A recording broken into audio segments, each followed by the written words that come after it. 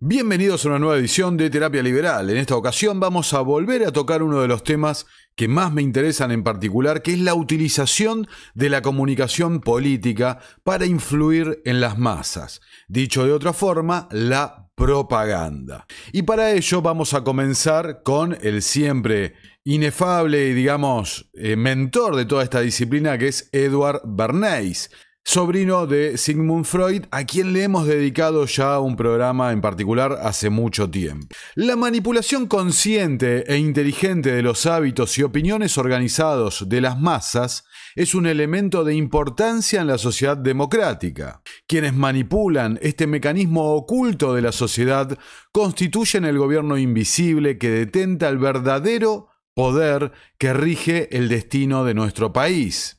Quienes nos gobiernan, moldean nuestras mentes, definen nuestros gustos o nos sugieren nuestras ideas, son en gran medida personas de las que nunca hemos oído hablar. Ello es el resultado lógico de cómo se organiza nuestra sociedad democrática. Grandes cantidades de seres humanos deben cooperar de esta suerte si es que quieren convivir en una sociedad funcional sin sobresaltos. A menudo, nuestros gobernantes invisibles no conocen la identidad de sus iguales en este gabinete en la sombra. Nos gobiernan merced a sus cualidades innatas para el liderazgo, su capacidad de suministrar las ideas precisas y su posición de privilegio en la estructura social. Poco importa qué opinión nos merezca este estado de las cosas. Constituye un hecho indiscutible que casi todos los actos de nuestras vidas cotidianas, ya sea en la esfera de la política o los negocios, en nuestra conducta social o en nuestro pensamiento ético, se ven dominados por un número relativamente exiguo de personas, una fracción insignificante de nuestros 120 millones de conciudadanos, que comprenden los procesos mentales y los patrones sociales de las masas. Son ellos quienes mueven los hilos que controlan el pensamiento público, dominan las viejas fuerzas sociales y descubren nuevas maneras de embridar y guiar el mundo.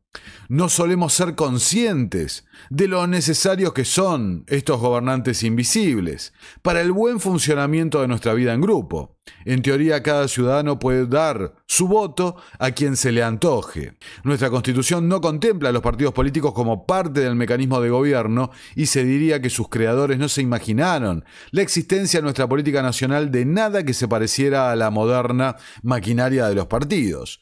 Pero los votantes estadounidenses no tardaron en descubrir que, sin que se les organizara o dirigiera, sus votos particulares repartidos, quizás entre docenas o centenares de candidatos, no resultarían más que en una gran confusión. El gobierno invisible, bajo la égida de unos partidos políticos rudimentarios, surgió casi de la noche a la mañana. En lo sucesivo, los estadounidenses aceptamos que en aras de la simplicidad y el sentido práctico de las cosas, las maquinarias partidistas deberían reducir las posibilidades de la elección a 2 candidatos, 3 o 4 o a lo sumo.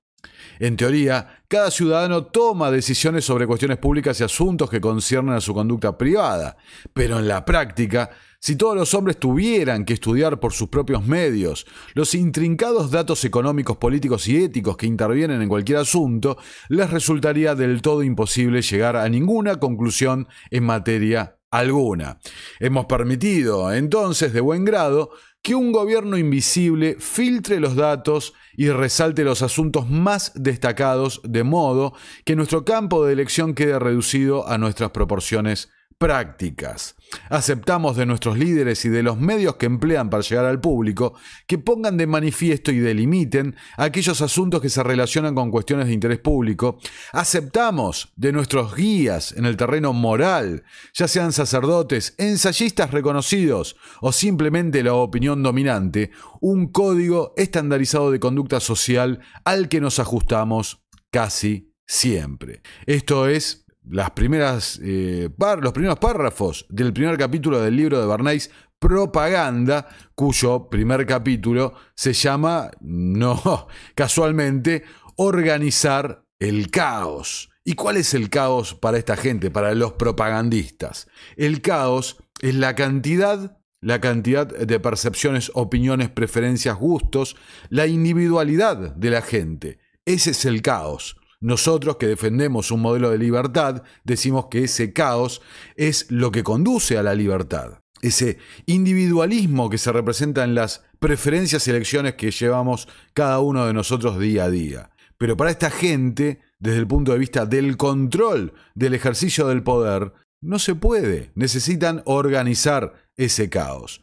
¿Cómo? A través de la mente colectiva. Y quienes influyen en esa mente colectiva son aquellos que se dedican a estudiar los mecanismos de la percepción, de cómo interactuamos, la sociología, la psicología profunda, ¿no? En muchos casos. Inclusive recordarán algunos que en algunos videos que he hablado de esoterismo, explicaba cómo gran parte del corpus de estudio del esoterismo se basa en eso. Cómo funciona la mente del ser humano, cómo registramos la información, cómo percibimos nuestro mundo exterior, cómo nos relacionamos con el otro.